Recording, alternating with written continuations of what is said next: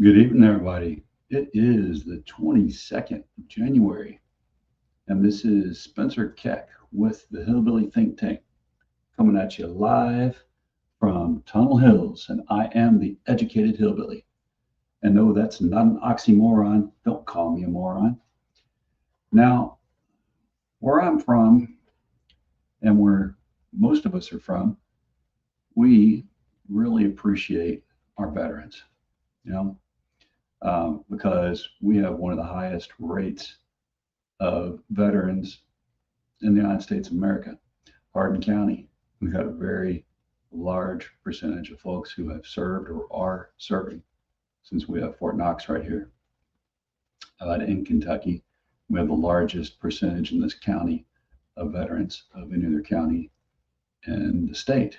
So what I'm going to say tonight is just and talk about, it's really unnerving. And if you have anybody you know and love or like or ever even think about that's a veteran, this is really important.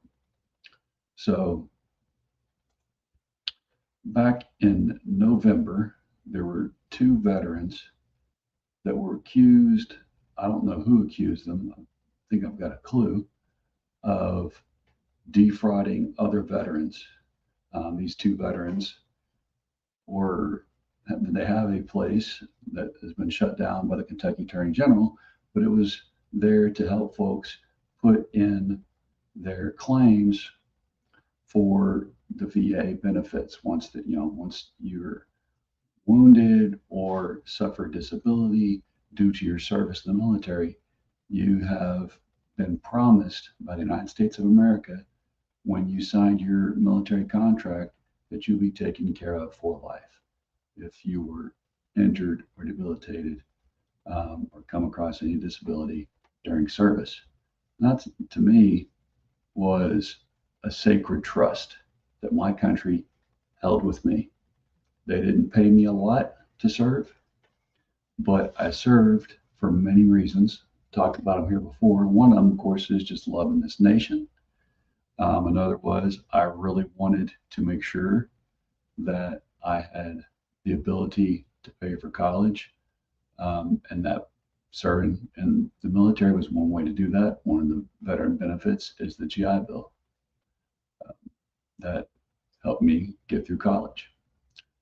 Other benefits, of course, just if you love adventure, what's a better place to get paid for taking part in an adventure and being able to do it while helping your nation at the same time. Of course, additionally, I did because I grew up as a starving kid, oftentimes in periods of my life. Once my mom remarried a guy who was just a grifter and could never keep a job and wouldn't keep a job, I didn't want to starve. I didn't want my family, once I got married, to starve. So maybe I stayed in a whole career with the motivation of I wanted health care in my old age, and I didn't want to starve. I didn't want to watch my family starve. And I felt as if I served my country doing some of the nastiest, hardest things that only very few of us in America do, then surely my nation would see fit to help me make sure I didn't have to starve, as long as I sacrificed my body and mind and spirit for the nation. So apparently,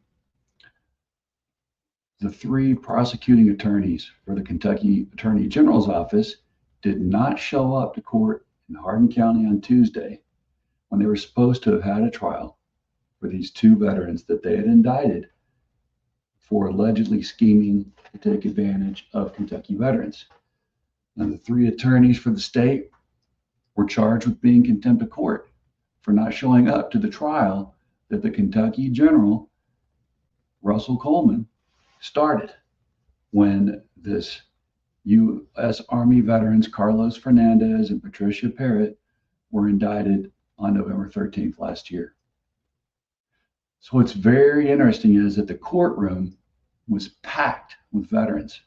Now, these are veterans who were there to protest that the duo being charged at all, they shouldn't have been charged at all, and that the work that they did, processing and helping submit VA claims for veterans, they did it for free. But the Attorney General claimed that the CMP Garage, that was the name of their organization, was a nonprofit organization for veterans, that organization had defrauded veterans while the veterans filed claims.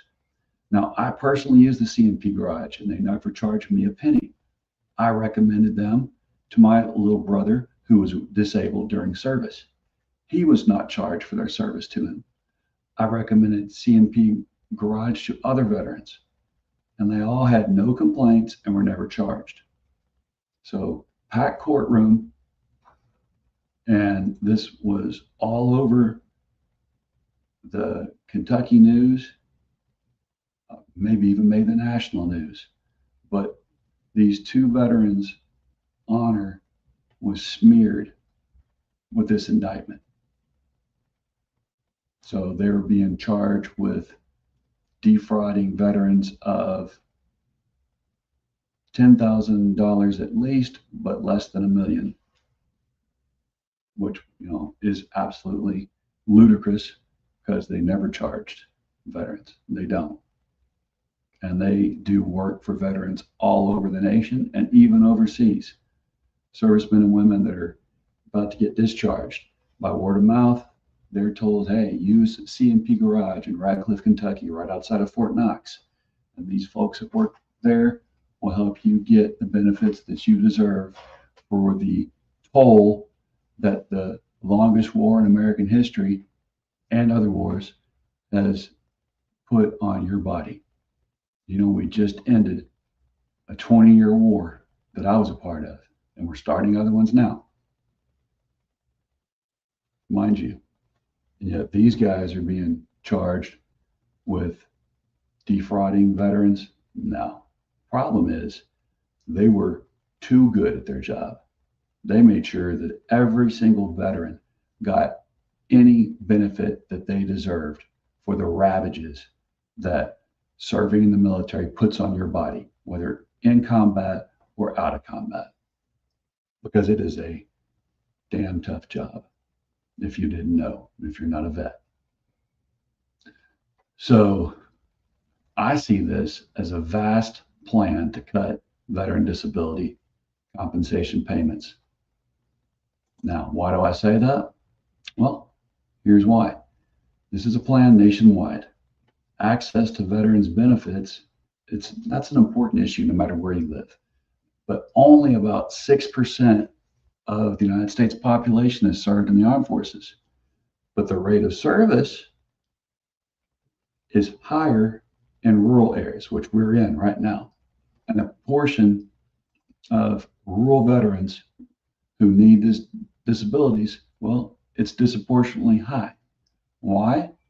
Because rural veterans, by and large, they go into the infantry. That's just the way the demographics shake out. They often don't take desk jobs in the military, so they're going to come across the missions that ravage the body the worst. So here in this county of Hardin County, we have a large proportion of veterans who have seen the ravages more than most. The ravages of warfare, the ravages of service. So the Congressional Budget Office, the CBO, they've been proposing a means-tested veterans benefits as a cost-saving measure. So this really started up with Doge, Elon Musk, wanted to find any way he can to cut funding for small proportions of the nation. What are these small minority groups that no one has a really good amount of money to go spend on, taking congressmen and women and senators out to lunch? What groups, small groups,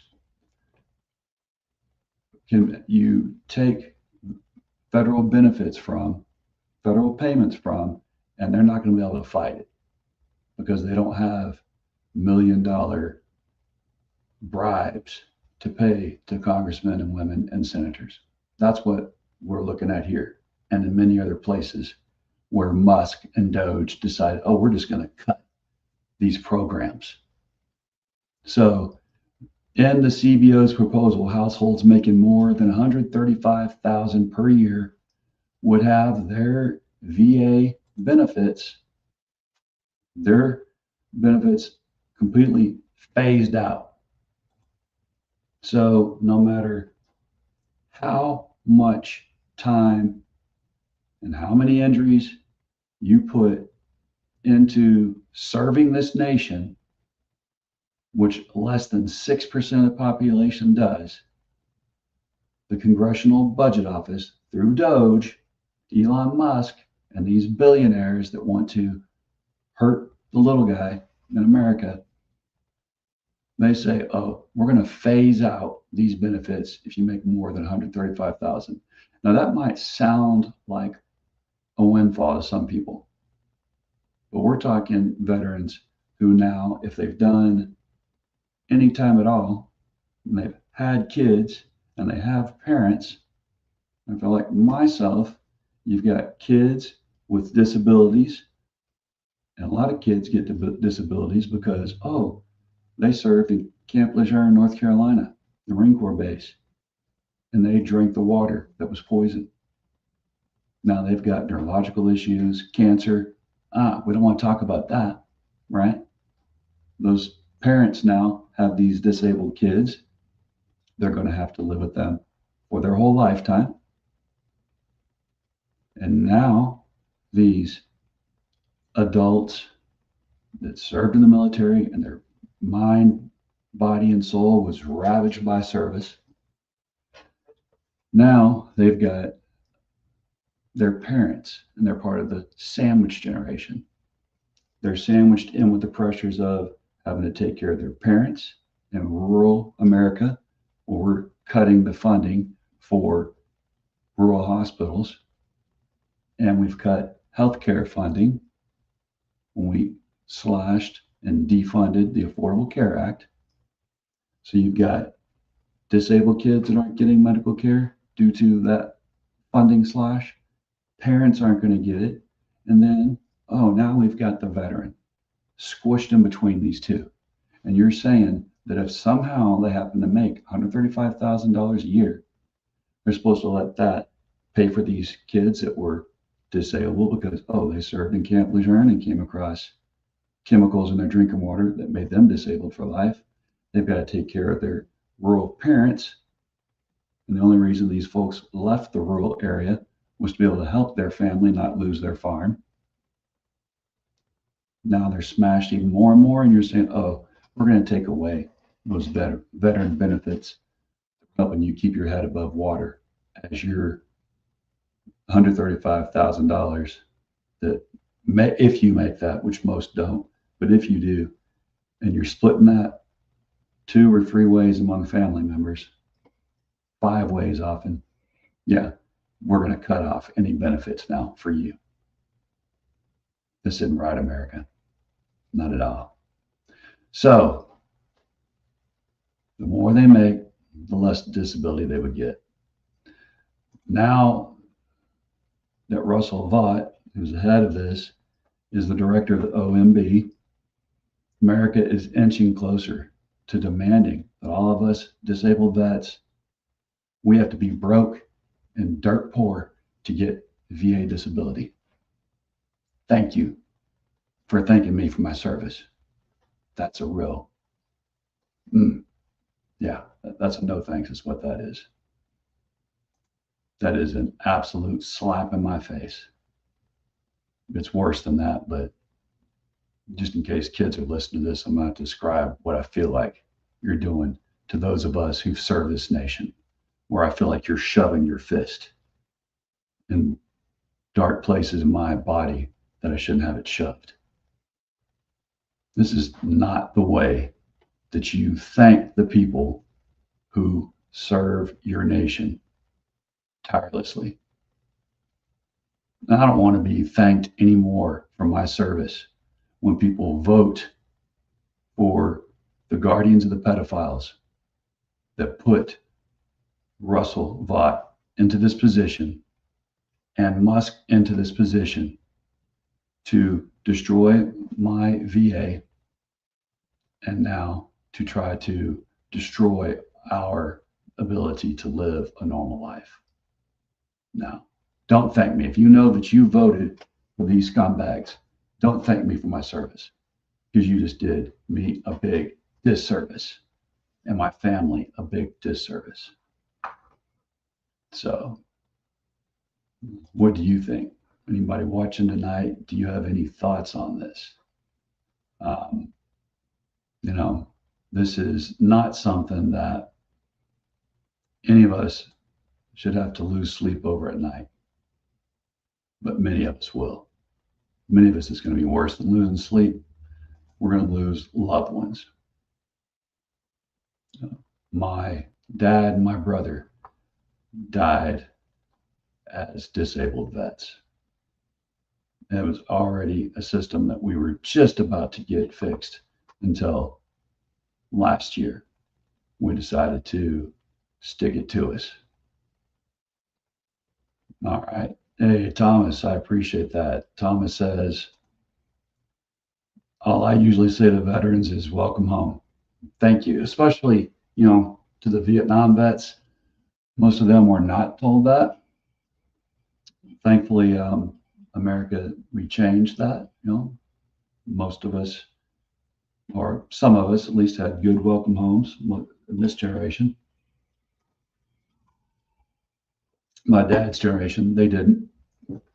But again, the biggest way we can say thank you to a vet is voting for people who don't just give lip service to liking vets or to loving vets. We don't need to be a fetish anymore in this nation. We don't need to be a talisman. We don't need to see you wear, oh, I love veterans shirts or your grunt style shirts or any other vet bro shirts if you're not a vet. And yet you go out and vote for the people who will do anything to screw us over and to screw the Veterans Administration over. That administration is supposed to take care of those who have given the biggest sacrifice, who've borne the burden for this nation.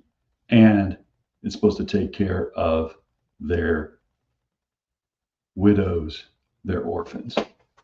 That should be that's their mission. But because it's only 6% of us in this nation who ever put on a uniform, it's very easy to use us as a good luck charm, as a talisman, as a way to just act like, oh, I really love this country. But then your vote shows you don't love those who really serve. All right. Hey, Thomas, I really appreciate that. You say, I don't begrudge one single penny of money this government that allegedly represents me spends to help the veterans. And I really appreciate that. Of course, I don't either, but I am a vet. I also don't begrudge any money that this nation spends to educate every single American.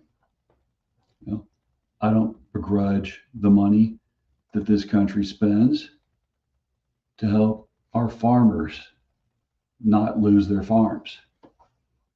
I do begrudge the money this government spend when it spent $40 billion with a B on making Argentina great again, sending 40 billion in cash for Argentina to use, and at the same time glutting our market with Argentinian beef when our American cattlemen are about to go under.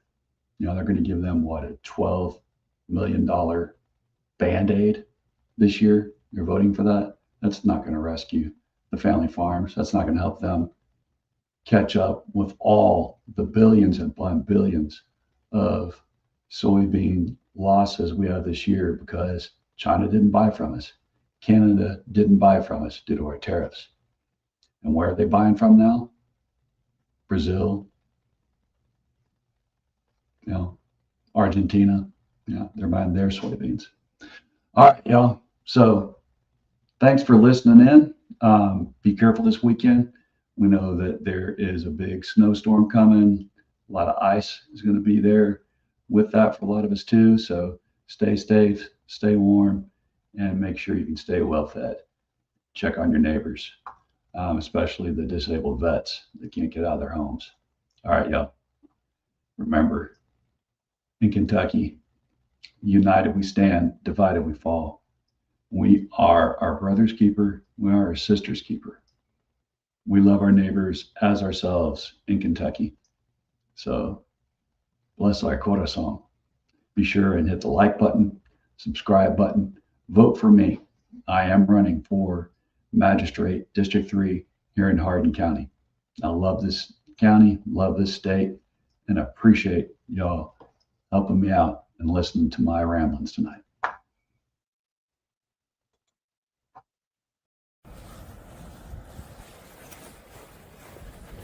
This backpack.